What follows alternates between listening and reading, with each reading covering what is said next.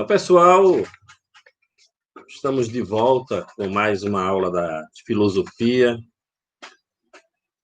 Vamos lembrar de alguns elementos da aula passada, quando nós trabalhamos ainda a filosofia pré-socrática, a filosofia dos pré-socráticos. Ainda falamos daquelas duas escolas importantes, da escola eleática, que é a escola da imobilidade, a escola do não movimento, a escola da unidade, da unicidade, contra as posições de Heráclito, ou a escola de Heráclito, que é a escola do constante movimento, ou a escola da mudança. E claro que eu disse para vocês que essa discussão que foi aberta é uma discussão salutar para a filosofia. Alguns filósofos marcarão as suas posições a partir destas teses, da tese da impermanência ou da permanência das coisas. Isso é muito importante, por exemplo, na filosofia de Sócrates e de Platão, e hoje nós vamos falar de Platão. Falei também um pouco da escola atomista, já tínhamos apresentado no vídeo, e a escola que diz que as coisas, os seres, são formados de átomos. E entramos na filosofia do nomos, ou na filosofia que discute a relação do ser com a sociedade. Poderíamos dizer que é a filosofia política. E para discutir essa filosofia política, nós trouxemos os sofistas e, basicamente, uma leitura que Platão faz dos sofistas, que é a leitura que eu disse para vocês, parcial. Agora nós vamos ter essa leitura de Platão um pouco mais detalhada, e a relação de Platão com Sócrates é uma relação não só parcial, eu diria para vocês também passional, no sentido de que vai haver uma defesa muito forte de Platão em relação a Sócrates. E ali, naquela discussão, nós vimos que tínhamos, segundo Platão, o bom sofista, o verdadeiro educador, aquele que leva a areté, e os professores que eram charlatães, os velhos, digamos assim, sofistas, os malabaristas de argumentos. Mas eu também disse para vocês que nós não podemos nos apegar completamente às palavras ou à escrita de Platão em relação aos sofistas. Como o slide abriu, os sofistas foram reputados como grandes mestres, como bons professores, e como professores que realmente conseguiam ensinar os seus alunos a arte, né? A estratégia, a pedagogia de bem comunicar, a arte de falar, a chamada retórica, tão necessária naquele sistema político que os gregos chamaram, os atenienses chamaram de sistema democrático. Então, nós vimos isso bem na aula passada e vimos um pouco a figura de Sócrates como esse bom educador, como esse bom professor, como aquele que não está interessado no pagamento das aulas, mas sim na catarse, ou seja, na purificação do seu interlocutor. Hoje nós vamos falar de Platão. Eu vou até já compartilhar com vocês o slide, e é importante acompanharmos essa discussão, porque muito dessa discussão nós já começamos na aula passada, e aí vamos levar adiante essa discussão.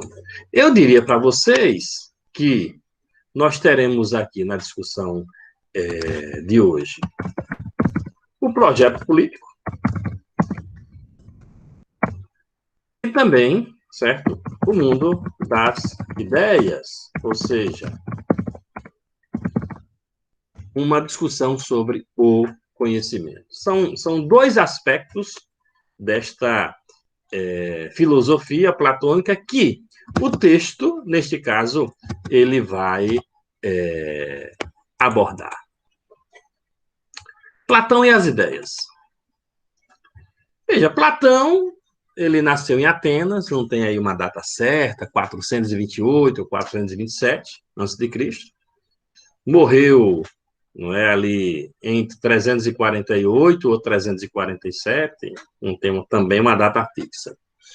A vida de Platão, ela se transcorreu numa época em que existia liberdade política,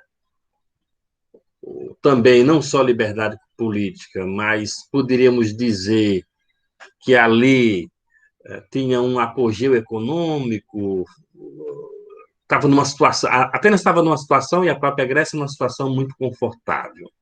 Era o chamado, como está dito aí no slide, século de Péricles, que atingira aí o apogeu das chamadas cidades-estados, e em algumas cidades-estados vigorava esse sistema político, esse regime político, que era o regime em que mais pessoas participavam, mais pessoas tinham a possibilidade de formular as leis, de gerir as cidades-estados. Mas note-se que existiam também facções políticas. Tinham os democratas, os oligarcas, os aristocratas. Quando a gente percebe aí, não é, essas facções, nós lembramos do movimento. Lembra, né, que os sofistas, eles eram apegados mais a essa ideia da pluralidade, ou do movimento e da transformação. Quando vemos que existem as facções políticas, percebemos que isso se coaduna com essa ideia da pluralidade. Na democracia ateniense, como nós vimos na aula passada, o governo era exercido diretamente pelas pessoas reunidas na Assembleia, no Ágora. Porém, né, eu disse para vocês que essa democracia não é a democracia de hoje, só algumas pessoas estariam aptas a serem cidadãs, ou seja, a serem pessoas que poderiam falar, que poderiam apresentar propostas, participar ativamente da vida política de Atenas. Homens livres, nascidos nas cidades, estrangeiros, mulheres, escravos, essas pessoas estariam de fora. E o povo, se a gente considerar o sentido lato da palavra democracia, o povo fica reduzido a um punhado de gente. Certo? Então, essa democracia não vai significar verdadeiramente o governo do povo, mas o governo de uma parcela da população que está apta para esse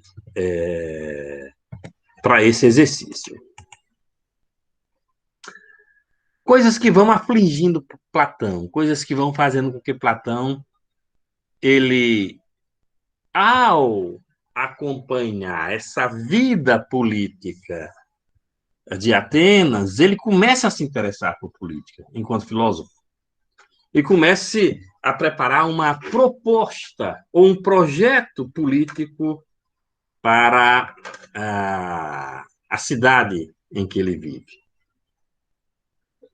Por exemplo, aí o slide fala que no momento em que, ou nos momentos em que existia muita paz, ou seja, que a cidade se sentia protegida, tranquila, poucas pessoas iam para a Assembleia. Ou seja, poucos cidadãos iriam para a Assembleia para poder discutir os problemas da cidade. E ficavam, claro, mais preocupados com os seus negócios particulares, já, como eu falei na aula passada para vocês, que essa atividade política, ela não era remunerada, era uma atividade também livre, né? Do jeito que a filosofia, conforme o conceito, é uma atividade livre, e a gente até viu que Sócrates fazia a filosofia como atividade livre, a política também era uma atividade livre, participar da política era uma atividade livre. Olhando por esse lado, da pouca participação ou dessa escassa e flutuante composição da Assembleia, especialmente em períodos de paz, Platão começa a questionar a qualidade dos seus representantes. Ora, se a política deve ser, na vida das pessoas, uma atividade constante, porque a vida das pessoas depende da política, por que as pessoas elas só vão para a Assembleia na hora que existe algum problema, por exemplo, de tentativa de invasão da cidade? Ao fazer essa reflexão, Platão percebe que a formação das pessoas para o exercício da cidadania, ela não é sendo uma formação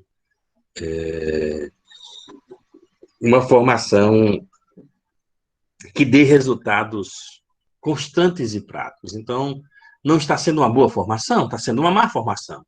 E lembre-se que ele já tinha uma crítica muito forte aos professores que formavam os políticos.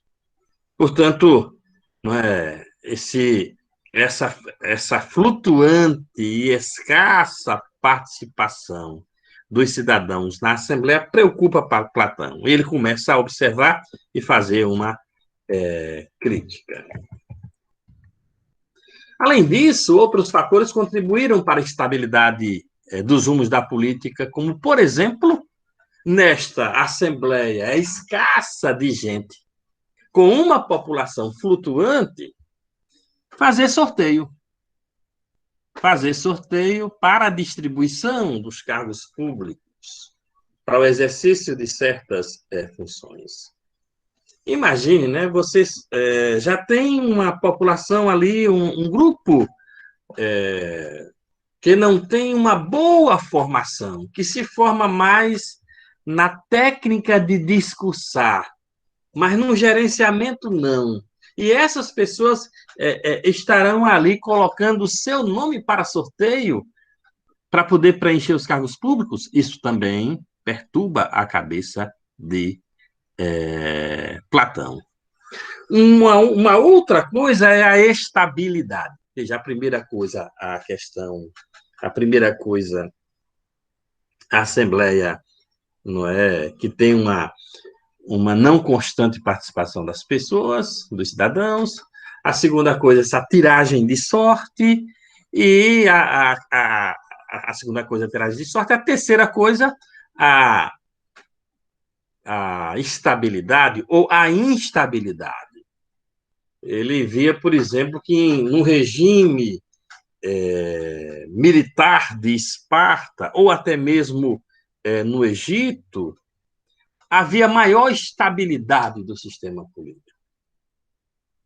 E na democracia ateniense, em função de diversos fatores, e inclusive do fator pluralidade, e eu mostrei para vocês nesse instante as facções políticas, aquilo revela um sistema plural político, isso inquieta Platão, e Platão chega à conclusão que a instabilidade política é em função da falta dessa unicidade, não unidade, mas unicidade de sistema.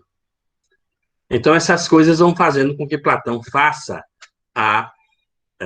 vá fazendo a sua reflexão para poder montar, né, o que eu coloquei para vocês, acho que escrevi aí no chat, o projeto político de Platão.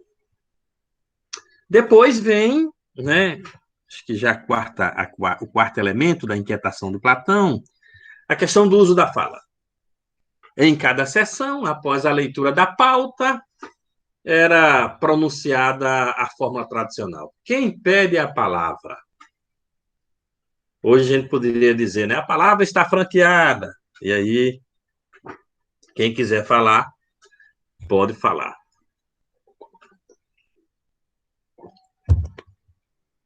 Veja, qualquer cidadão podia, né, pedir a palavra. Porém, assumir um comando das discussões aqueles alunos dos professores que aprenderam a arte da argumentação e do convencimento, a arte da persuasão e do convencimento. Por isso, como diz aí o slide, a eloquência tornou-se instrumento fundamental do poder. Se você tem lábia, se essa lábia é bem ordenada e organizada, você tem o poder.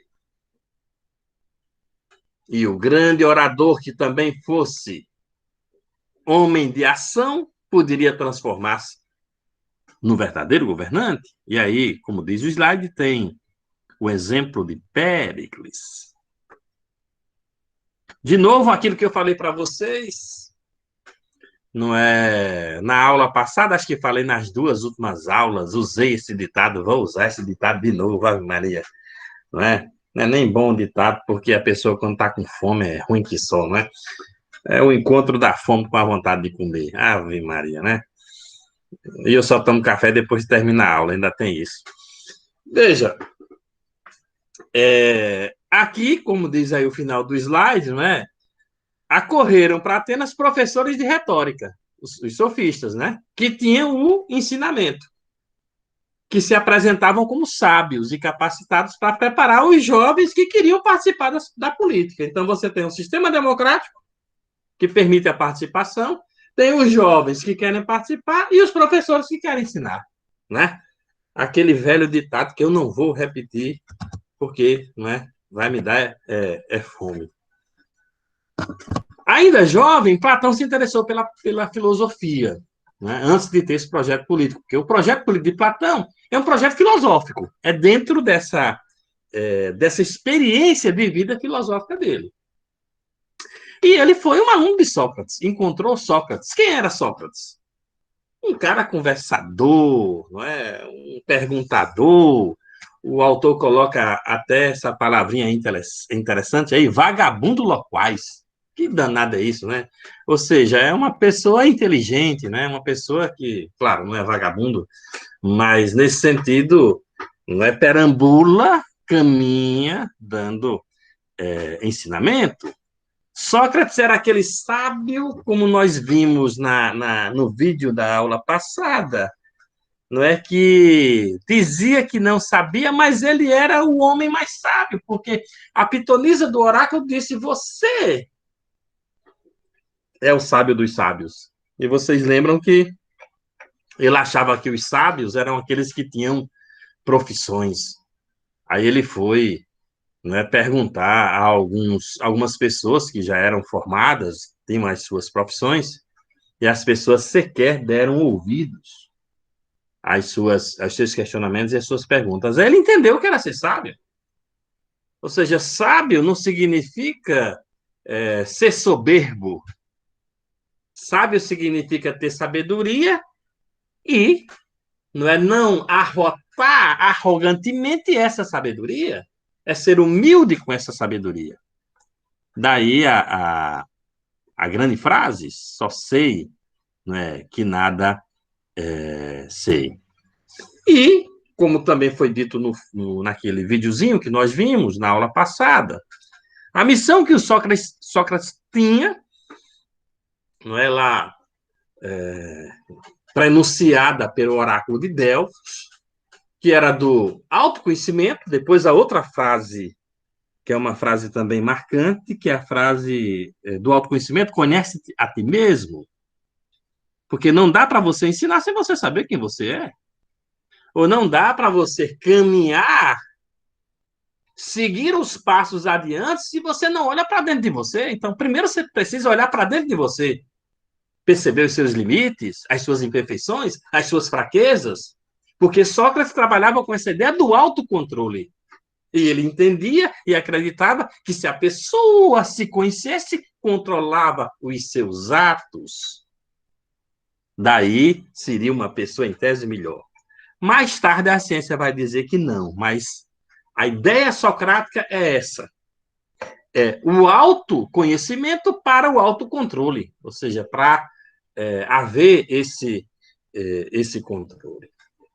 E a missão do educador. Qual era a missão do educador? Fazer com que a luz acendesse. Então, as pessoas tinham luz apagada, ou seja, tinham ideias, mas essas ideias eram como se fossem luz apagadas. E a missão do filósofo era acender essa luz. Era fazer com que essa luz do conhecimento pudesse clarear. Clarear não só a sua vida, mas também a vida da sociedade. Daí a ajuda do filósofo ou a ajuda do professor, fazer acender a luz dos outros. Quando as pessoas conseguiam acender a sua luz, conquistava a sua alma. Veja aqui o nosso segundo conceito de alma. A alma vai ser a luz da razão, ou a alma vai ser, não é, esse encontro consigo mesmo. A alma, poderíamos dizer que é conhecimento epistêmico, conhecimento, não é, complexo. Esse não é o conceito de alma. Então, Platão via Sócrates realizar esse trabalho de ajudar as pessoas e a se libertarem de opiniões sem fundamento e a reconhecerem que pensavam que pensavam. Você lembra do filme? Qual era a pessoa mais tola? Pessoa mais tola, aquela que pensa que sabe, mas não sabe que não sabe. Essa é a pessoa mais tola. Porque ela fica dizendo que sabe, mas ela não sabe que não sabe. É melhor, não é?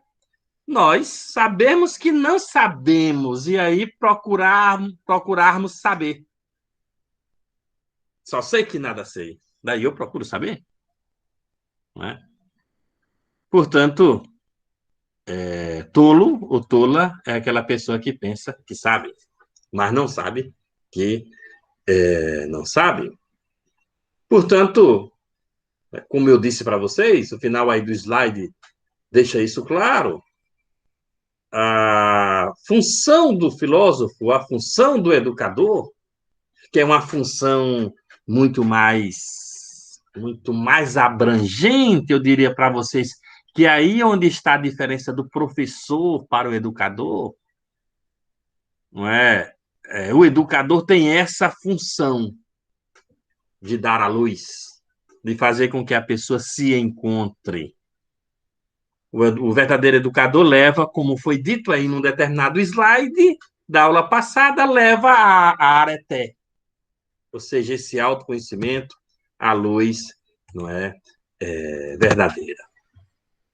E aí, Platão, já, não já com seus ensinamentos, né, com seu conhecimento filosófico, ele passa a pensar a política. Pensar num projeto político. Compreende que o desejo de atuar politicamente deve passar primeiro por um processo iluminador e purificador do tipo socrático. Eu até coloquei aí em negrito, né, ou marquei, né? Geralmente negrito é quando a gente consegue ver a letra escura, né? Antes de agir, é necessário ter consciência da finalidade da ação. E isso ele está falando para aquelas pessoas que iam para a Assembleia apresentar as suas propostas. Ele estava falando para as pessoas que eram sorteadas para o exercício da gestão, para o exercício dos cargos públicos, para o preenchimento dos cargos públicos. Portanto, não tem condições de você ser político, ser governante, ser um servidor público, vamos dizer assim, sem saber por quê e para quê. Por exemplo, para agir com retidão e justeza, é preciso antes saber o que é a justiça, mas não o que todo mundo sabe o que é a justiça, porque isso é senso comum, é a opinião de cada um particular.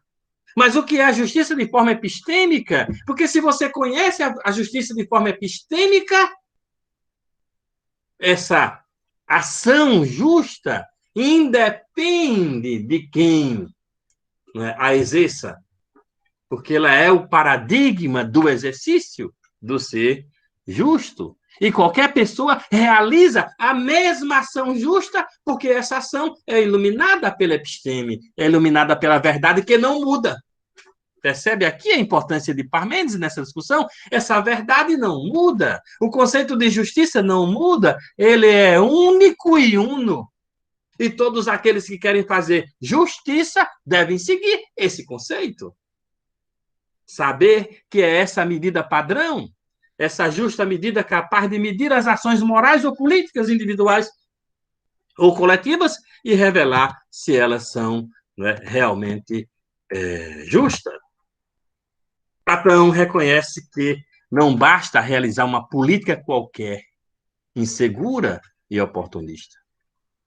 É necessário estabelecer primeiro as bases para fazer a política, a justa política. Para isso, Platão diz o seguinte: para ser político, é preciso ter preparação. Não tem condições da pessoa exercer a atividade política sem ter uma preparação. Ou seja, sem ter três coisas. Anotem bem essas coisas. Anotem bem. Está aí no final do slide.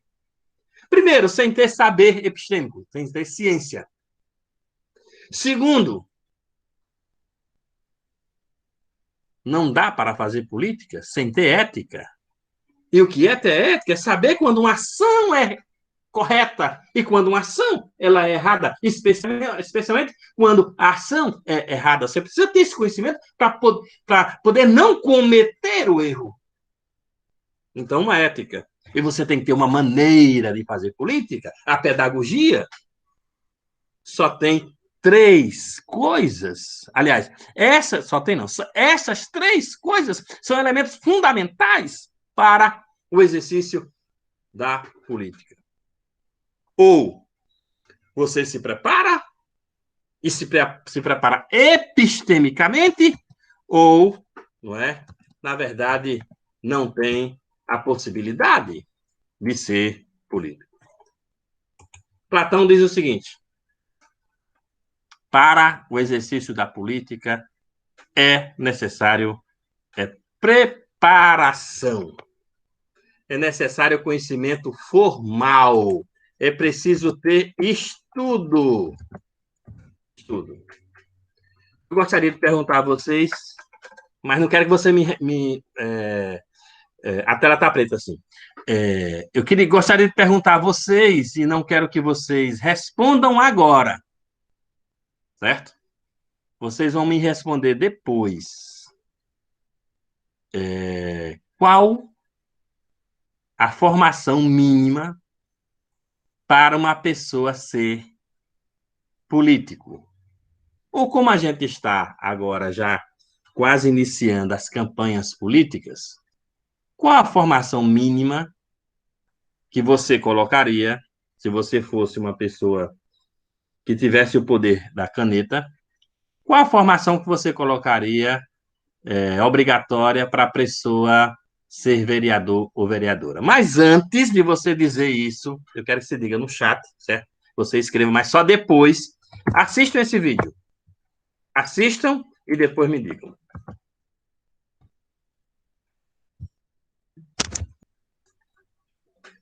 E aí, coloque aí no chat, qual é a formação que vocês colocariam para que uma pessoa fosse candidata, para que exercesse o cargo? Qual formação? E a gente tem ensino fundamental 1, tem o ensino fundamental, né, que é o 9º ano, tem o ensino médio e tem o ensino superior. Coloque aí, por favor, qual?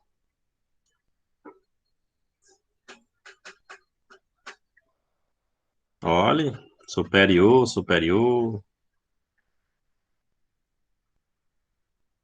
Sim, pelo menos que entendesse de política. Eita danado, Lucas botou foi logo para lascar.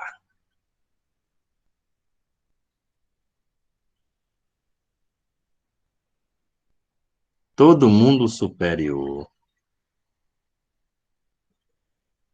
Ensino médio completo alfabetizado. Olha, Gabriel já não é destoou. Olha, Amanda alfabetizado. Amanda, eu gostaria de ter duas opiniões. Uma opinião de quem aqui colocou superior, só uma, e a opinião aqui de Amanda, que é a ou Joermiso, vocês escolhem aí e que façam a defesa. Começando aí pelo superior. Quem começa aí?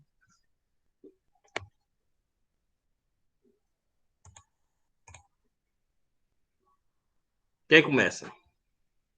Eu falo, se ninguém for falar, eu falo. Superior. Pronto, superior, né? Eu defendo que o político ele tenha, pelo menos, no mínimo, um curso de direito, um bacharelado de direito, ou em outra área de ciência que envolva política e tal, porque é um mínimo, né? Como é que eu vou eleger uma pessoa, eu, por exemplo, sendo estudante de direito, que a pessoa não tem nem ensino médio, nem o fundamental, nem é formada em direito para me representar os nossos interesses. Uma pessoa que quer ser política, na minha opinião, deve conter pelo menos o ensino superior para poder legislar e criar leis decentes, né? Criar um bom texto constitucional para assim atender nossa necessidade. Pode ser não só em direito também, né? Tipo, é porque tipo pensa assim o seguinte, no mínimo direito e mestrado em outros, entendeu? É porque eu sou bem chato com isso. Porque o ensino superior, quando você entra no ensino superior, você tem uma visão, você tem uma perspectiva internalizada em você que você não se baseia em outras pessoas ou em determinada classe. Você tem o seu própria opinião, o seu próprio embasamento, o seu próprio estilo de vida. Então, a pessoa que tem um nível superior, ela tem um conhecimento um pouco maior. Não que quem que seja nível superior seja. Acho que ele caiu, né? Amanda, por favor, você pode fazer a sua defesa? Claro. Bom dia a todos. Professor, eu não discordo do Lucas, eu concordo plenamente com ele. Mas pelo vídeo que eu vi agora, o cidadão é necessário aprender a ler. Eu acho que isso aí é fundamental para qualquer coisa. Mas Político, isso, seja o que for. Amanda, isso seria a régua ao ser alfabetizado? Oi? Seria a régua alfabetizado? Sim, claro, seria obrigatório, né? Certo, mas esse seria aliás, o máximo, não o Seria o mínimo, o mínimo. máximo. É o mínimo, como o senhor pediu, Não, ter uma. aí a régua seria o quê? Porque se a régua for, como está dito pela maioria, superior, só pode entrar quem é superior. Então, quem é superior já é alfabetizado. Tá entendendo? Então por que aquele cidadão entrou e não sabia ler? Não, eu quero para vocês. Não, para Qual mim é a é régua? Aí necessário. já teve É. a defesa do ensino superior, que foi feito por Lucas, não é? Não, e eu E concordo com o Lucas, é necessário ter um nível então superior. você tá fora aqui do debate. Desculpa, Tá bom. brincadeira. Quem aqui, pelo menos, Vanessa também. Essa régua que você colocou, Vanessa, é a régua de ser alfabetizado? Professor, minha opinião é, porque eu acho que o mínimo Ele Veja, estabelecer... eu não estou querendo o mínimo, certo? Eu estou tá, o querendo o máximo. máximo. É. Não, o máximo não. Porque aí... Eu estou tomando café, viu, professor? Por isso que eu tô... Tranquilo. Se estiver assistindo a aula, não tem problema. Não tem que ser... Não, porque assim, ele pode entrar, mas não tem nada que impeça, e eu acho que teria que ser de interesse dele também querer crescer, querer chegar a um nível maior, a querer se aperfeiçoar. Mas também, até porque para ser um político, ele está ali representando a gente. Então, como é que ele vai estar representando a gente sem instruções nenhuma, nem dele mesmo? Joseane, você colocou ficha limpa, mas ficha limpa significa dizer que a pessoa pode não saber ler e ter a ficha limpa e poder ser candidato e assumir? Foi só um acréscimo na política de hoje, mas para mim, tem que ser no topo mesmo assim, ser formado, porque ele está me representando minha cidade, se for vereador, sou deputado, eu acho que tem que ser superior, e ainda que fosse olhado esses detalhes foi eu que acrescentei, sem o senhor pedir mesmo. Tranquilo, não. Eu queria alguém aqui que colocasse o mais baixo. Ninguém colocou aqui o mais baixo? O povo só colocou superior. Professor, Diga, Gabriel. eu coloquei ensino médio por conta que, assim, somente 21% da população brasileira tem ensino superior. Então, no caso, se você colocar esse empate de só ser político, só quem tiver ensino superior, você vai estar restringindo e vai estar deixando somente uma minoria. E, na realidade, a política, ela tem um sentido de demonstrar, como se fosse ele representar a parte da população. Então, a maior parte da população, ela não estaria sendo representada. Opa, Gabriel agora apresentou um argumento interessante. Realmente, se o ideal seria que as pessoas elas tivessem a formação. Pelo menos uma formação que indicasse conhecimento na área do exercício político. Porém, gente, se a gente passasse a régua de ensino superior, a gente acabava com o sistema democrático? Não haveria democracia mais. Haveria a ditadura daqueles que portam o diploma de ensino superior. E por que haveria a ditadura do ensino superior? Porque existem lugares que nem ensino médio tem. Porque nós estamos falando a partir da nossa experiência. Se eu falasse aqui Petrolina de Juazeiro, que tem curso de mestrado e doutorado, aí, para mim, realmente, me envergonha muito você ter vereador, né, que mal sabe ler, como a gente tem aqui, não é verdade? Numa cidade que tem curso de mestrado e doutorado. Agora, se você vai, por exemplo, para a região do norte, você tem cidades que não têm o ensino médio. Como é que a gente faria com essas cidades que não têm o ensino médio? A gente vai importar vai importar pessoas que têm o diploma de ensino superior para poder ser vereador naquela cidade, pessoas que nem são da cidade? Perceberam como o tema é complexo? Perceberam que, infelizmente, aí eu coloco, infelizmente, a gente não pode botar a régua do ensino superior enquanto a gente não formar a população, não é verdade? Porém, também, um vereador que não sabe ler em qualquer lugar do Brasil, não é possível. Inclusive, a própria legislação não permite, vocês sabem disso, que um dos critérios, você tem um critério de idade, eu estou falando de vereador, né, vereadora, você tem um critério de idade, a idade mínima, não é? Não vou falar de deputado, nem de senador, nem de governador, vou falar de vereador, porque é algo que tem mais no Brasil em termos de representação política. Professor, Né? qual a idade mínima? Parece que vereador é 18, me parece. Me parece, eu não sei. Alguém pode pesquisar aí no Google, por favor. Alguém pode pesquisar no Google aí para mim. Lucas vai ser candidato, professor. Lucas, opa, Lucas, tá vendo aí? Eu defendo que quando a gente percebe a política, como Platão percebeu, que a gente se coloque também à disposição, né? A democracia é isso. Infelizmente, os modos operandes dessa nossa democracia são muito perversos. Eu fico muito indignado, por exemplo, com a reeleição indefinida.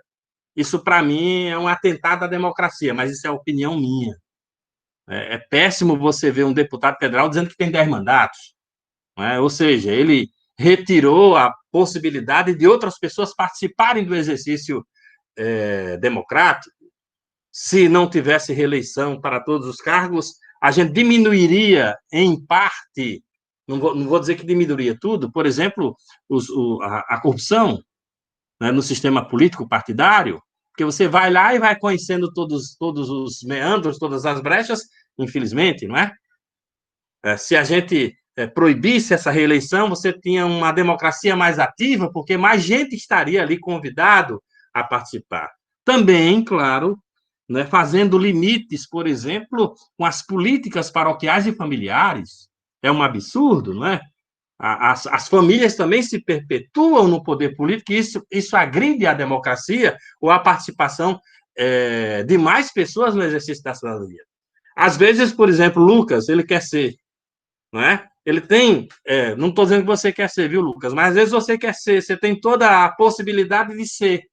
Mas aí tem uma família no lugar onde você mora que não é, ela toda participa da política, é o primo, é o filho, é a mãe, é não sei quem. Aí como é que Lucas vai poder participar se outras pessoas monopolizam o poder político partidário? Mas isso é uma opinião particular minha, certo? Uma opinião particular minha. Eu vou voltar à questão para dizer o seguinte, que ideal que tenha formação, ideal, certo?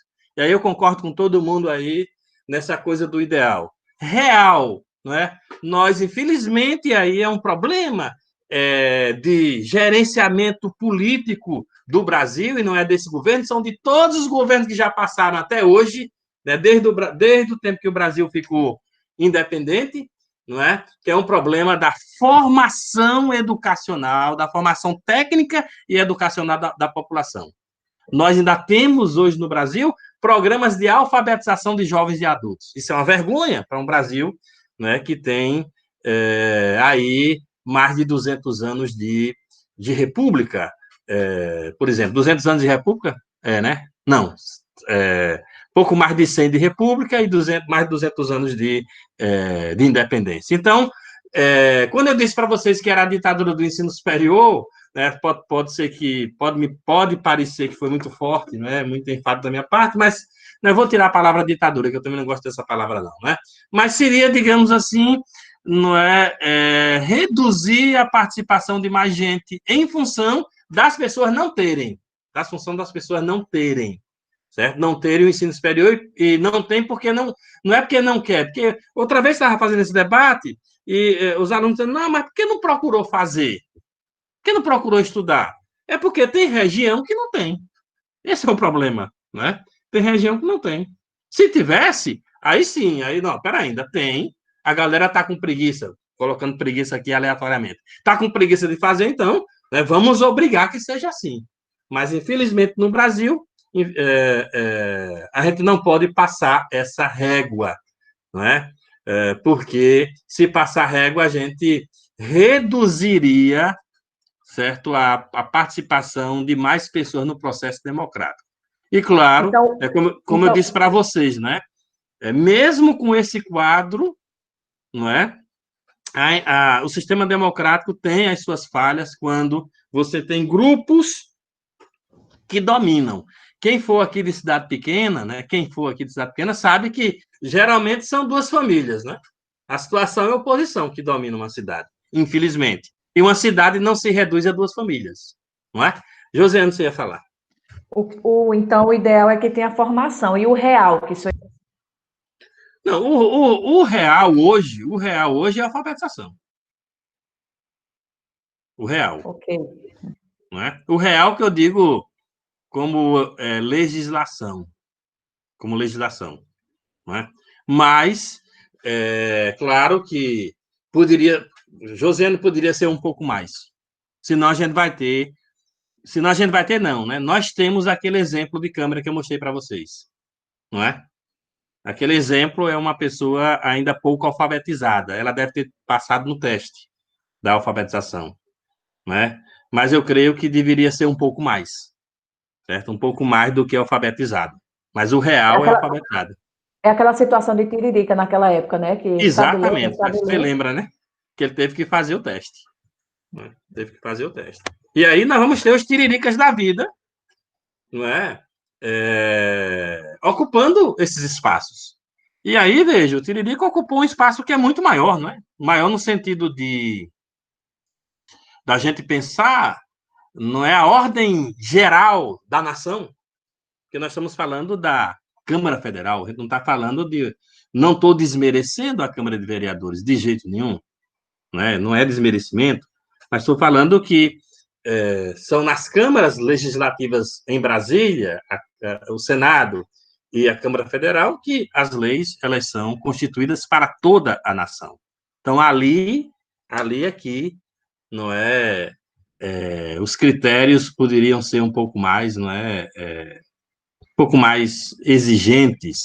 Claro que, sabe, gente, eu sempre digo isso nas minhas aulas, mesmo sem ter essa obrigatoriedade do conhecimento sobre política, sobre legislação, ou até do ensino superior, eu creio que o Brasil, ele já poderia, o Brasil e suas instituições de ensino superior, elas já poderiam ofertar aos municípios, especialmente os municípios que não têm as formações técnicas e científicas mais avançadas, poderiam oferecer cursos de formação.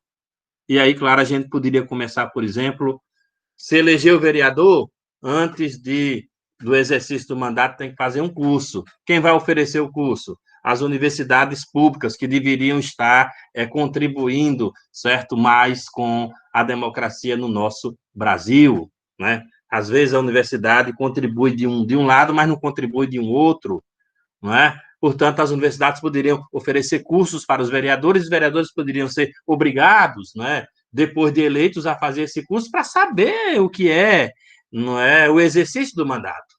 Outro dia, gente, eu vi não sei se foi em Goiás, eu não sei qual foi o estado, um projeto de lei de um deputado, já não é mais vereador, é deputado estadual, ele entrou, ele entrou com um projeto para mudar a pontuação da carteira de motorista, um deputado estadual. Quando chegou lá, o projeto, aí, que passa pelas comissões, quando a primeira comissão viu o projeto, disse, não, rapaz, não pode não, só pode mudar ponto da carteira de motorista a Câmara Federal, os estados não têm gerenciamento sobre isso, não. Então, o deputado não sabia que não podia, né, apresentar um projeto para mudar a pontuação da carteira de motorista. Isso não é grave. Mas aí, Lucas, deveria ser obrigado, entendeu, a fazer o curso. Se você não estivesse, se você não está apto ou não quer, aí, claro que deveria ter critérios, tá entendendo? Deveria ter critérios. Não é? Nós já temos, nós não temos curso superior e ensino médio em todos os lugares, mas nós já temos expertise e condições de oferecer curso. Não é? Tem a condição de oferecer curso. Inclusive, tem orçamento para isso. Se a gente poderia, inclusive, utilizar esse orçamento horroroso que é fundo partidário, que a gente sabe para onde vai. Né? Poderia, essa parte aí do fundo partidário, ela não servir, né, apenas para o uso da campanha partidária, mas poderia servir para formar as pessoas que, né, são eleitas, poderia se utilizar, né, o recurso para isso, e aí, claro, vai pagar a viagem do professor ou dos alunos bolsistas que vão para o interior fazer os cursos de capacitação. Tem condições de você, não melhorar a formação política dos nossos políticos? Tem. Né? Agora, vontade, não é? Aí são outros 500, né? Ou outros 1000, certo? Veja,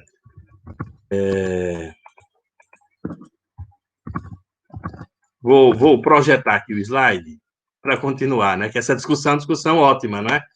Mas a gente não pode ficar o dia todo nela. Eu tenho dito para vocês que o Platão se interessa pela política, certo? E, não é, em 399, Sócrates foi acusado, como a gente viu no vídeo passado.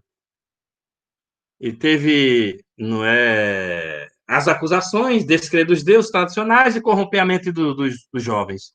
Foi condenado, foi morto, e aí Platão chega à conclusão que o problema da condenação de Sócrates foi a não formação dos seus julgadores. Esses julgadores não tinham formação política. Por isso, julgaram injustamente, porque não sabiam o que era justiça. E aí, não é, Platão começa a montar um projeto político. Um projeto político de cidade que fosse digna de Sócrates. E claro que aí Platão é radical, viu, gente? Se vocês foram radicais aí, Platão é radical também. Radicais que eu digo no sentido de exigir o curso superior. Essa radicalidade que eu estou dizendo, certo? Não é radical na vida, não. Platão vai dizer o seguinte: para ser político tem que ter preparação, tem que ter curso superior para Platão. Ou seja, Platão vai mais além. Vai mais além. Para ser político tem que ser filósofo. E já pensou? Para ser político tem que ser filósofo? Quantos políticos nós teríamos? Nenhum, né? Ave Maria. Então, essa é a régua, digamos assim, de Platão. E aí ele vai montando as estratégias. Acho que vocês já ouviram falar nessa palavra academia. Então, ele montou, não é, essa academia em 387, lá em Atenas. É a primeira instituição permanente de pesquisa e ensino superior do Ocidente. É o primeiro modelo de universidade. É por isso que a gente chama os alunos que estão na academia de acadêmicos, em função dessa instituição de ensino superior. O objetivo da academia de Platão não era só, por exemplo, o ensino, certo? Não era apenas ensinar os ensinamentos em nível superior, mas também a academia era para preparar as pessoas para o exercício da política. Olha aí, a universidade surge para preparar as pessoas para o exercício da política, segundo Platão. É o centro, não é, de preparação para uma atuação política baseada na busca da verdade e na justiça. Na academia não tem, né, os conhecimentos prontos e definitivos. É um lugar de investigação, é um lugar de pesquisa, é um lugar aberto, não é, para essa produção do saber.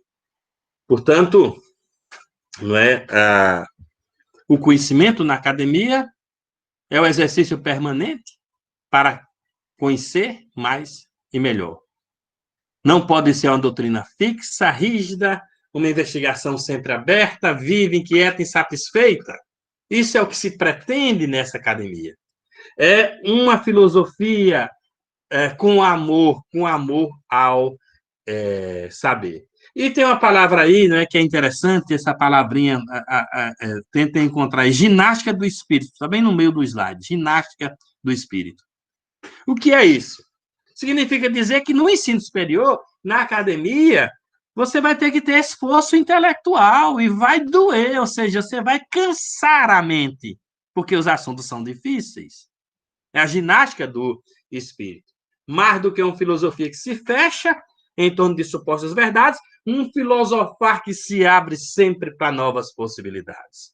Essa é uma concepção da filosofia muito forte, platônica, que vai fluir, não é, ao longo do tempo e ao longo da relação das pessoas que se destinam a saber, e a saber filosoficamente. Como Platão montou uma escola, e é a escola física mesmo, certo? Onde tem professores, tem alunos, tem pesquisadores. Nós vamos ver, por exemplo, que Aristóteles foi professor dessa escola durante 20 anos. Aristóteles, eu vou falar dele na próxima segunda-feira. E aí, ele não é, nessa escola, ele passou a sistematizar o saber antigo.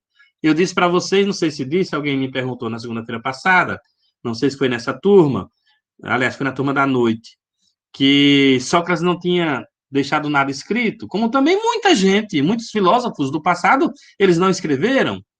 Coube a oralidade, ou coube as escolas filosóficas sem necessariamente sistematizar, escrever, né, fazer com que coube essa escola fazer com que esse saber passasse adiante. E a Academia de Platão vai fazer isso, vai investigar e vai sistematizar. E nessa academia vai ter a biblioteca, onde o saber antigo será sistematizado. Eu tinha dito para vocês outro dia que o pitagorismo exerceu uma influência muito forte em Platão, e daqui a pouco eu vou falar de alma. A matemática, para Platão, é base do pensamento filosófico. Filosofar é procurar pensar para além da matemática. É fazer metamatemática. Meta é que está além do elemento visível. Inclusive, na entrada da academia tem escrito o seguinte: aqui não entra quem não sabe geometria, pela relação que Platão tinha fortemente com a matemática. E não é, Platão, começa a se afastar de Sócrates em método. Veja, Sócrates é o seu grande espelho, mas ele precisa estabelecer um método que seja mais concreto, que dê mais condições de prova ao discurso ou de prova à verdade. Então, ele vai além das posições assumidas por Sócrates e, claro, combatendo especialmente o chamado relativismo dos sofistas, que diziam que não existia verdade, não existiam verdades, apenas opiniões circunstanciais e opiniões que mudavam conforme o lugar. E aí vem o método. Método. O método é o caminho que valida a verdade. Vamos chamar esse método de dialética platônica e método dos geômetras. Então, para Platão, e aqui é uma diferença marcante entre Platão e Sócrates, certo? Marquem essa diferença aí, que ela é importante. O embate não deve ficar apenas no nível das consciências, certo? O embate não deve ficar no nível das consciências. Lembra que Sócrates trabalha com a dialética? Lembra, né? Que ele vai conversando, tete a tete, ou seja, de consciência para consciência. Lembra disso, né? Consciência para consciência. Então, o método socrático é esse embate de consciências, certo? Para Platão, não basta apenas conversar, dialogar. É preciso pegar aquela conversa e transformar aquela conversa numa tese que precisa ser comprovada. Portanto, anote aí, Sócrates, embate de consciência. Diferença para Platão, Platão, embate de teses. O que significa na prática? Eu pego aquilo que eu estou conversando aqui com vocês, certo? E passo a comprovar na prática. Eu preciso comprovar aquilo. Eu preciso experimentar aquilo para poder dizer se aquilo é ou não. Repete, por favor, professor. Veja, enquanto Sócrates trabalha com o diálogo, e aí é uma conversa. Se fosse eu e você, a gente conversando, certo? Então seria o embate de consciência. Minha consciência com a sua, eu, filósofo, né? Tentando mudar a sua consciência, certo? Platão faz o seguinte, Platão diz, não basta apenas ser isso. Platão pega essa nossa conversa, nesse instante a gente estava tendo uma conversa, estava tendo propostas, não era verdade? Sobre a questão política. A gente teria que pegar aquela nossa conversa e experimentá-la na prática. Aí, transformar aquelas nossas opiniões, que foram opiniões, né? Eu dei as minhas, vocês deram de vocês, foram opiniões. Transformar isso numa tese. E aí sai da consciência e vai para o mundo real, né? Para o mundo da prática. Com método. Entendeu, querido? Sim, obrigado. Pronto. Então, deve ser um método que suba progressivamente do plano relativo instável, e aí, né, o que a gente fez aqui foi um exercício relativo instável, né? Quando eu falei para vocês, pedi para vocês anotarem, né, colocarem no chat qual a régua, induzir vocês, porque eu botei um vídeo antes, né? Eu fui, não é? Nesse sentido, eu consegui induzir parte por aquele vídeo. Se eu não tivesse colocado aquele vídeo, quem sabe, né, vocês não teriam, a maioria não teria tido aquela compreensão. Mas ali, veja, é o nível primeiro, é o nível, como diz aí, instável, relativo, até chegar, não é, o chamado, a chamada forma segura de conhecimento. Porque essa forma de segura de conhecimento, ela passa, certo, pelo processo de investigação, de ruminação. Só assim será possível ir além de Sócrates, despertando consciências, mas também resolvendo questões teóricas. Não é? Eu disse para vocês que a universidade tem expertise para dar formação. Mas isso só poderia ser uma verdade depois de os cursos serem realizados e fazer uma pesquisa sobre o resultado dos cursos. Aí se transformaria numa verdade.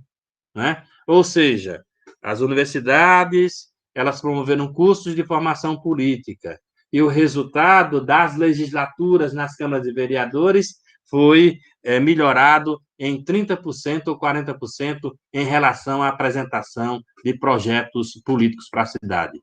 Isso é uma tese, mas só pode ser depois de comprovada.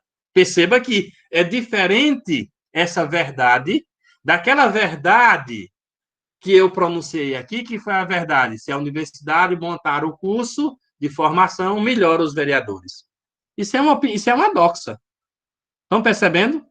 A gente só pode ser episteme depois que a gente verificar o resultado. Aí vira uma verdade. Quem propõe isso? Quem propõe esse caminho? Platão. Ele vai dizer, olha, a verdade só pode ser proferida, a verdade epistêmica, depois de todo esse processo, ou depois de percorrido esse caminho. Daí se supera o relativismo dos sofistas, porque vira, neste caso, uma, não é, verdade. Portanto, o método proposto por Platão é, no primeiro momento, uma dialética ascendente. Até Platão, a filosofia vinha procurando explicar as coisas numa volta atrás, buscando o arqué, ou o princípio, ou as primeiras raízes. Então, e ficava muito distante entre a causa e a consequência. A dialética platônica caminha no outro sentido, ou seja, procura explicar a situação atual não por meio de uma situação anterior, mas por meio de várias outras causas intemporais. E aí, claro, não é? Pode até voltar. Voltar que eu digo, as causas, não é, anteriores, mas cada coisa é o que é a partir das suas causas intemporais ou das suas causas, não é, anteriores, porque você tem a causa e a consequência, causa e consequência. Então, Platão, na verdade, está, com isso, adotando um método, que é um método da matemática, chamado método dos geômetras. Consiste no seguinte, que método é esse? Quem já fez faculdade sabe e entende que, para fazer, por exemplo, um trabalho de conclusão de curso, tem que dizer qual é o caminho, qual é o método. E vocês vão ver metodologia científica, acho que vocês não estão vendo agora não, né? Vocês vão ver metodologia científica no próximo período. Porque a metodologia científica ensina esses caminhos para se chegar a um trabalho de conclusão de curso. Veja, quem começa isso? Platão. Devemos a Platão o início de um caminho seguro, ou o início de um método para validar a verdade. Então, tendo-se um problema, vocês sabem o que é problema na metodologia científica? Não é dificuldade, certo? Problema é uma pergunta. Problema é uma pergunta. Você tem um assunto, aí você tem a pergunta. Por exemplo, corrupção na política partidária do Brasil. É o assunto. Corrupção na política partidária. Problema. Quais as causas que levam os políticos no Brasil a serem tão corruptos? Isso é o problema. Ou seja, isso é a pergunta. Veja que eu estou perguntando sobre as causas da corrupção. Aí eu tenho que pensar aqui, rapidamente, quais são essas causas? Aí eu respondo. Eu poderia responder, por exemplo, a lei é ineficiente, ou é a cultura política que é corrupta, ou poderia dizer, não é a ganância pelo dinheiro. Veja, eu estou colocando respostas já, não é? Essas respostas são hipóteses. Então, veja, eu tenho o assunto, eu tenho a pergunta e eu tenho a resposta. Só que eu não provei que, por exemplo, é a ganância pelo dinheiro. Eu preciso provar a hipótese. Eu preciso provar essa hipótese. Eu coloquei como hipótese. Hipótese ainda não é a verdade. Estão entendendo? Ela não é a verdade. Mas ela é o caminho para que eu comece a investigar. O que Platão vai dizer? Não é? Eu respondi que era a ganância pelo dinheiro. A ganância pelo dinheiro, por si só, explicaria a corrupção na política partidária? Aí nós vamos responder, não. Então, essa hipótese não se sustenta. Tem que ter outras hipóteses. Aí, você vai investigando todas as hipóteses, até chegar numa que sustenta todas as outras, que é a chamada não hipótese. Veja, o caminho de Platão, como ele é longo, para que a gente possa responder a uma determinada pergunta, ou a um determinado problema de pesquisa, ou pergunta de pesquisa. Por isso que a ciência é complexa. Por isso que o caminho epistêmico ele é complexo, porque ele trilha esse lugar, certo? Ele trilha esse lugar, que tem um caminho muito longo até você chegar na causa que gera, certo, o problema. Eu fico muito indignado, mas aí é coisa particular minha, certo? Quando eu escuto muito rádio, e às vezes as pessoas ligam para o rádio, aí estão falando de corrupção, aí liga uma pessoa para a rádio e diz: o problema da corrupção é porque o Brasil foi colonizado pelos portugueses. Porra, quando eu escuto isso, eu que sou historiador, eu fico muito puto da vida. Porque a pessoa está colocando apenas esse fato como a causa da corrupção na política partidária. Como se aqui, os portugueses fossem todos ladrões. Não, porque veio para cá, para o Brasil, os ladrões. Portugal só mandou ladrão para aqui, porque aqui era um lugar de degradado, aqui era uma grande cadeia. Aí mandou os ladrões para cá. Aí porra, você acha que toda aquela estrutura de organização, por exemplo, certo, da produção de cana-de-açúcar aqui no Nordeste, foram feitas pelos bandidos que vieram aprisionados nos navios, e eles eram ladrões e estiveram aqui, certo? Com essa cultura da ladroagem, porque já eram ladrões lá em Portugal e vieram presos para cá, e isso é o que gera a corrupção na política partidária. Aí, mas tudo bem, eu entendo, porque as pessoas não têm episteme, aí elas falam muita besteira. E como a gente viu aqui com Platão, não é possível, com uma hipótese, mesmo porque uma hipótese não se sustenta, não é possível você definir o problema. não é? Não importa, não dá para você responder a pesquisa ou sua pergunta de pesquisa com uma hipótese. Não tem como. E quando se trata de ciência humana, aí, meu irmão, minha irmã, né? Aí que você tem muita hipótese para ser investigada. Então, o que eu quero Professor, dizer, né? O que eu quero dizer é que Platão, ele, não propõe um caminho para buscar as causas dos fenômenos. Ou propõe um método. Veja aí, método, né? Método, caminho. Esse caminho, ele vai validar, ele vai dar validade à verdade. E na ciência, gente, a verdade da ciência só é válida se você mostra o caminho. Senão, ela não é válida. Ou seja, você precisa mostrar o método que você utilizou para poder chegar àquela verdade. Quem definiu isso? Primeiramente, Platão, na sua, academia, certo? Então, essa é a parte, né, muito interessante. E nós vamos para a segunda parte do texto, que é a parte da doutrina das ideias. Eu até coloquei essa imagem aí, que, né, ela não consegue ser animada na tela de vocês, mas é uma luz que vem de fora para dentro, certo? É a luz que vem de fora para dentro. Aqui na minha tela ela é animada. Então, Platão é o construtor, certo, de uma teoria que se propõe a dizer que existe uma outra realidade, que a gente pode chamar de mundo. Mundo é local. Mundo significa local. Lugar. Mundo significa lugar. Outro lugar. Nesse outro lugar,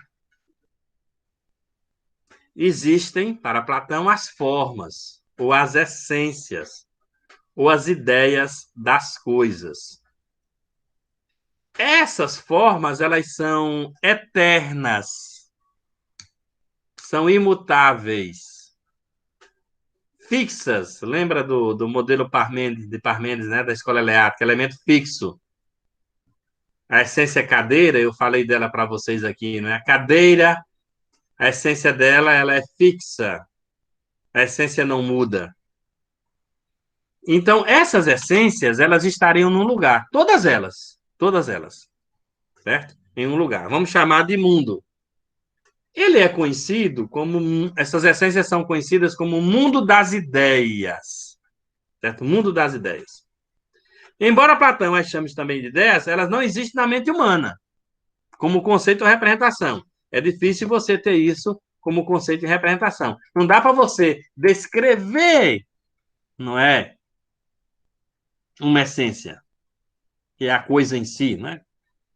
Agora veja, cada coisa corpórea, imutável, seria o que ela é. Aqui tem um exemplo da cadeira. Se vocês estão sentados numa cadeira, vocês podem tocar nessa cadeira. Quem estiver na cama pode tocar na cama. Quem estiver no sofá pode tocar no sofá. Então, é a coisa em si, que é corpórea, certo? Que é corpórea. Uma cadeira, uma mesa, um sofá, uma cama, um travesseiro que vemos ou tocamos, pode ser de madeira, de metal, de algodão, de plástico, desta ou daquela cor, daquele formato. Essa coisa muda, envelhece, é destruída com o tempo, não é verdade? Já a essência, ela permanece sempre a mesma. Ela não muda. E agora, de novo a alma. Eu disse que essa alma ia perseguir a gente que só. Como é que nós, corpóreos, matéria que envelhece, se transforma e muda, podemos conhecer a essência das coisas? Como é que a gente chega na essência das coisas? Aí Platão vai dizer, essa possibilidade depende de outra hipótese. É preciso supor que nós, seres humanos, que temos matéria, não modificável e transformável, é preciso supor que dentro da gente tenha algo semelhante, igual às essências. Tem algo semelhante, igual às essências. Só assim poderíamos ter contato com as essências e fazer com que a essência se transformasse numa coisa. Se transformasse em algo do mundo, sensível. E aí vem. Ou seja, dentro da gente tem uma alma, pura forma imortal. Essa alma que tá dentro da gente, segundo Platão, viu? Ela estaria lá no mundo das ideias, naquele lugar onde tem todos os conceitos. Todos os conceitos. Certo? Essa alma que está provisoriamente vinculada ao nosso corpo. Alojada, conforme Platão vai dizer, alojada dentro de uma prisão, porque o corpo da gente vai ser uma prisão. Veja, a alma sabe de todos os conceitos, porque ela vive lá, né? Então ela tem todas as essências. A essência da cadeira, ela existe no mundo das ideias, ela está lá. Ou todos os conceitos estão lá no mundo das ideias. As almas também estão lá. Na hora que a alma vem, tibuf, dentro da gente, claro, na hora que a gente nasce, aí dá um apagão, certo? A alma se esquece de tudo, de tudo, de tudo, de tudo, de tudo. Ela não lembra de nada, porque apaga. Aí, já num corpo, usando o intelecto, que é o pensamento, ela começa a se lembrar. E aí, lembrando do conceito lá do mundo das ideias, ela começa, no mundo sensível, na realidade prática, a dar forma às coisas. Então, veja. Primeira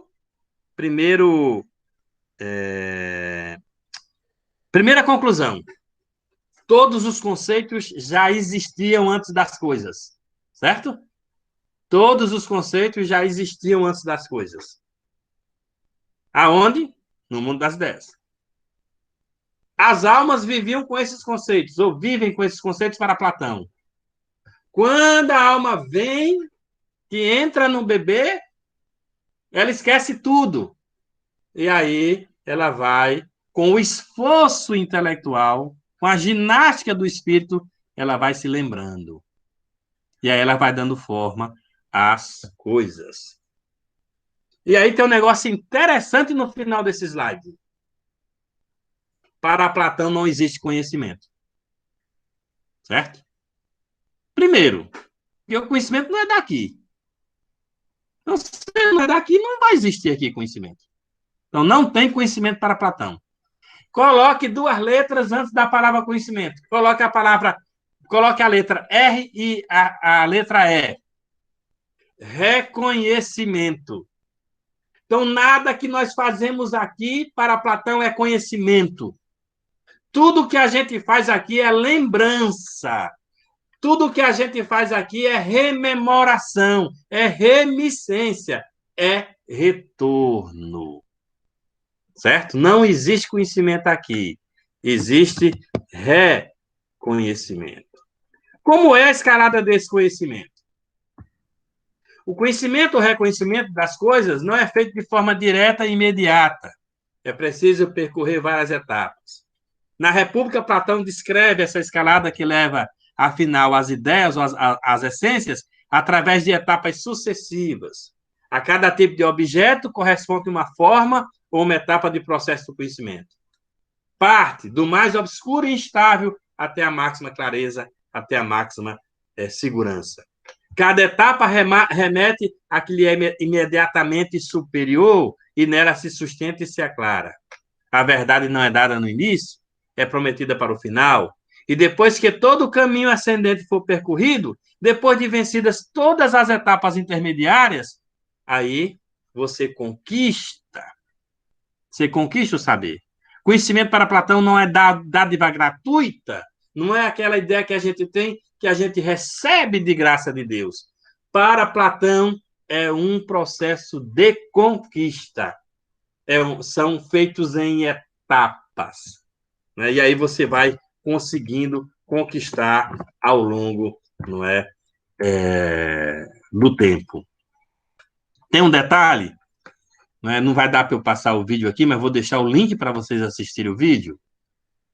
Tem um detalhe que vocês já ouviram falar no mundo das cavernas, eu vou deixar 2 links para vocês lá na sala de aula, para vocês assistirem. Por favor, assiste os 2, que eles são importantes. Né? Primeiro detalhe que eu quero que vocês vejam é o mito da caverna, que vocês já ouviram falar. O mito da caverna de Platão.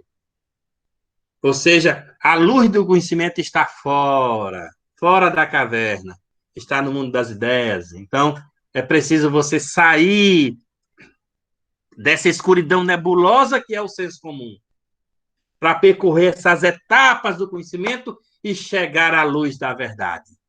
Isso é um detalhe muito interessante, certo? Nos dois vídeos tem o mito da caverna. Também queria que vocês lembrassem que, como Platão está dizendo que aqui só tem reconhecimento, não tem conhecimento, Platão disse que nada é original aqui. Essa cadeira que eu estou sentada não é original. Ela é um modelo imperfeito do modelo perfeito do mundo das ideias. Então, só tem perfeição no mundo das ideias. Tudo que a gente tem, certo? É a tentativa de lembrança do modelo perfeito da essência. Só que, para Platão, nós não conseguimos reproduzir fielmente o modelo. Logo, todo o nosso esforço é para que a gente vá melhorando as coisas. Então, se a cadeira era dura e depois se colocou um acolchoado para ela ficar mole no sentido, né, de não doer a bunda quando você senta na cadeira, é porque a próxima pessoa, ela usou o seu esforço intelectual para ir lembrando do modelo perfeito de cadeira. Então, da cadeira dura, já tem uma cadeira mais confortável. Logo, aquela cadeira confortável, ela está se aproximando do modelo ideal, mas nunca vai ser o modelo perfeito, porque o modelo perfeito está, no mundo das ideias. Por isso que Platão vai desconfiar da arte. Ele diz, a arte imita a vida já é uma imperfeição. Então, a arte é imitação. Se nós somos cópia mal feitas, imagine a arte. A arte é uma cópia mal feita da vida. Então, a arte é um negócio, para Platão, terrível, muito ruim, porque é uma imitação mal feita. Então, basicamente, Platão trabalha com essa ideia de conhecimento. Platão vai ser o maior nome da história da filosofia, certo? Todos os setores da filosofia e da cultura ocidental passam por Platão: filosofia, ciência, religião, teoria política, estética. Então, Platão, como eu disse para vocês, essa ideia da alma entrar e permanecer no corpo vai influenciar os espíritas mais tarde, porque vão beber de Platão, certo? Essa ideia da reencarnação mais tarde, ela vem aqui dessa compreensão de Platão de que as almas, elas ficam indo e voltando. Porque na hora que a pessoa morre, a alma volta lá para o mundo das ideias. Ela fica lá. Depois, certo? Ela volta. Quando ela voltar aqui, entrar em outro corpo, ela esquece tudo. E aí fica esse ciclo eterno de vai, e de vem. Também tem a questão das hipóteses. Platão é aberto e confronta todas as hipóteses. É uma presença constante em diversos momentos da filosofia, pretende examinar todas as hipóteses, dar voz a todas as opiniões, trilhar todos os caminhos.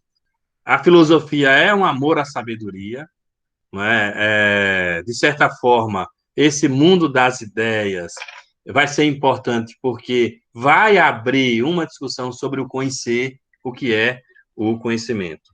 E a questão da do ensino por etapa.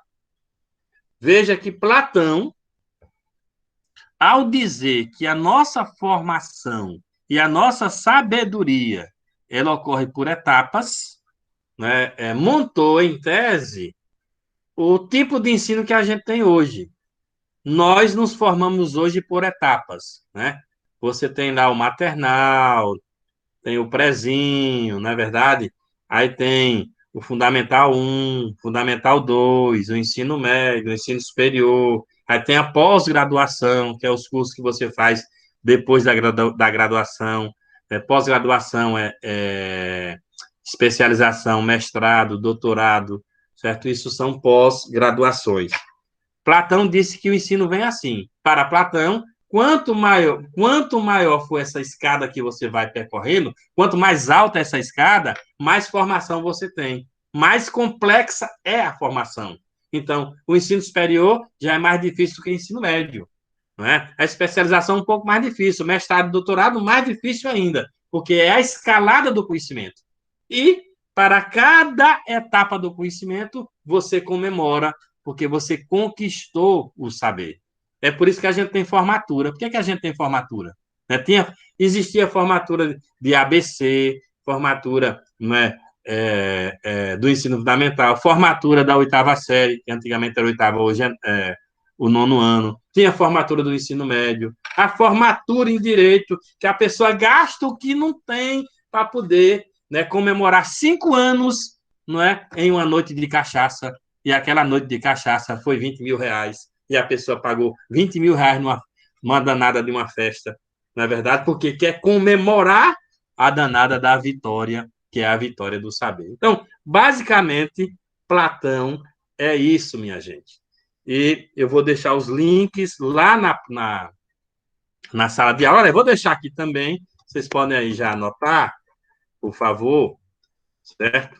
E deixo também na plataforma para que vocês possam, não acompanhar, certo? Eu vou parar aqui de gravar.